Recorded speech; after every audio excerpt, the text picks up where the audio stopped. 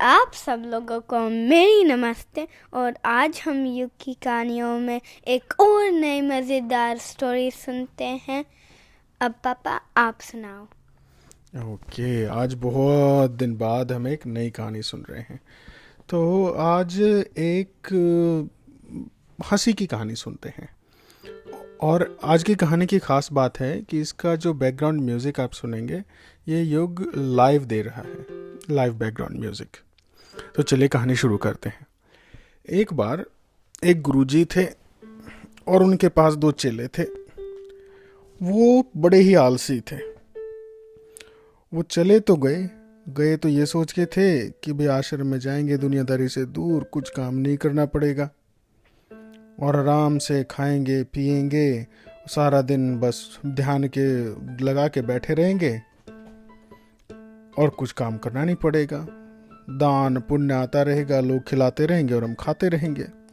लेकिन उन्हें ये नहीं पता था कि जब आप एक साधु बनते हो तो आपको बड़े ही कष्ट का जीवन जीना पड़ता है ताकि आप अपने आप को ट्रेन कर सको।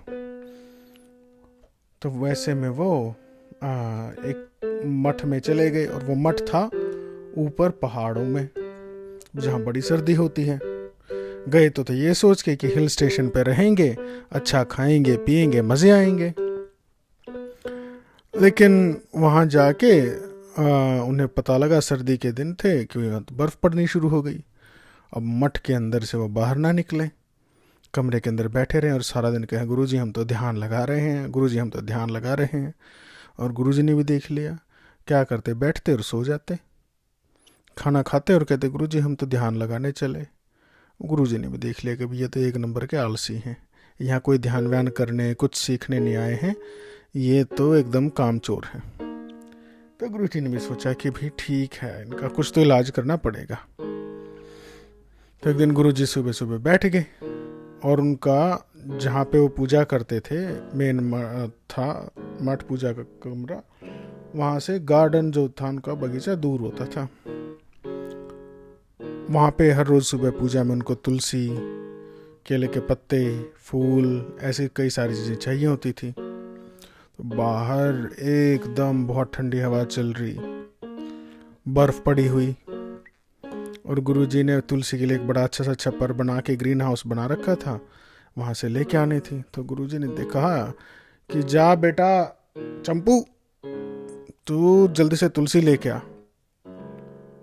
वो ऐसा बुद्धू बना, वो लगा कि अरे गुरुजी आपकी आज्ञा मैं कैसे टाल सकता हूँ, मैं तो ले ही आता, बट तुलसी कैसी होती है मुझे पता ही नहीं।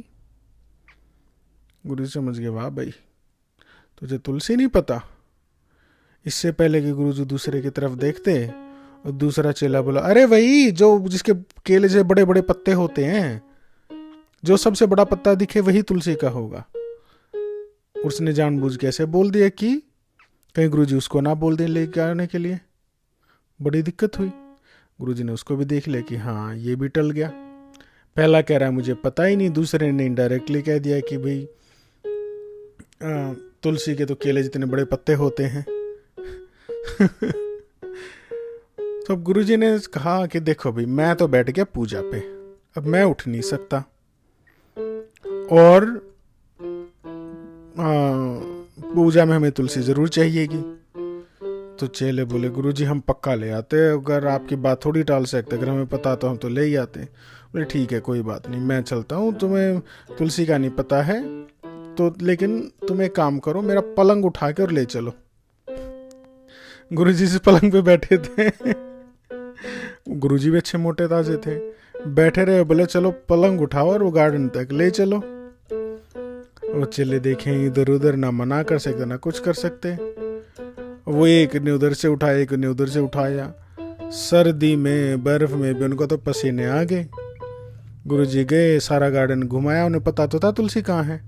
कह रहे यहाँ थी, अरे वहाँ थी नहीं, उस कोने में ले चलो। उनको 3-4 चक्कर कटाए और चेले भी समझ गए कि भाई आज तो गुरुजी हमारा पानी निकाल लेंगे, तेल निकाल देंगे। फाइनली गुरुजी ने तुलसी के 4 पत्ते लिए और वापस आ गए। बोले बेटा अब तुलसी को भूलोगे तो नहीं? वो बोले नहीं गुरुजी, अब तो हम क्या, अब तो हमारे आत्मा भी नहीं भूलेगी कभी। अब तो स्वर्ग में भी जाके हम तो सबसे पहले तुलसी माता को ही प्रणाम करेंगे। तो उनको ऐसी अकल आई, पर फिर भी उन्होंने ना गिव अप किया नहीं। वो आलसपना छोड़ा नहीं। वो क्या करते, जो जो काम होता जरूरी जरूरी वो कर देते, बाकी किसी दूसरे को टाल देते या वहां से चीजें इधर उधर कर देते। तो उन्होंने अभी भी नमककारी छोड़ी नहीं। वो कहते ना, चोर चोरी से जाए हेरा फेरी से ना जाए, ऐसी कहावत होती है। या रस्सी जल गई पर बल नहीं गया। तो उन्होंने अभी भी पूरी तरह से आलस अपना छोड़ा नहीं। एक दिन बारिश वो थी, बारिश होने लगी। गुरुजी कुटिया में बैठे थे।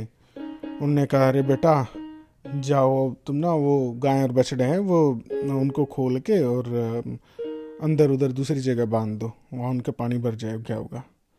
तो कहते, गुरुजी हम आपके रहते हम अपने बंधन नहीं काट सके, आपके रहते हम कहाँ गायों के बंधन खोल सकेंगे। बोले, अच्छा बेटा, अब ये तुम फिर से चालाकी कर रहे हो। उन्होंने कहा, कोई बात नहीं, तुम्हें सिखाते हैं सबक। तो गुरुजी ने, अब सारा दिन बारिश हो रही थी, उठे ही नहीं वो चेले।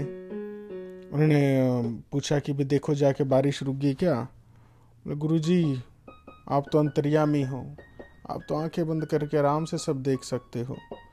आपके होते हम ऐसी जरूरत करें कि हम जाके चेक करें और आपको बताएं। ऐसा अपमान, ऐसा अपराध हम नहीं कर सकते बिल्कुल भी।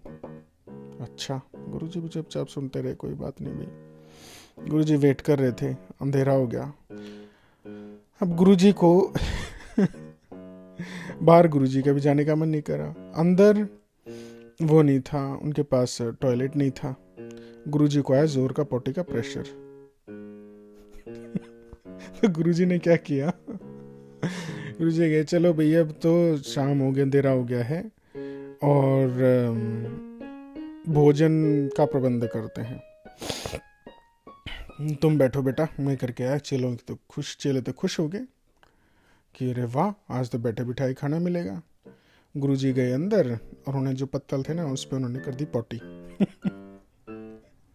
और लालटेन जो थी और मोमबत्ती थी उसको दिया बुझा कि भाई अब तो लाइट गई अंधेरे में।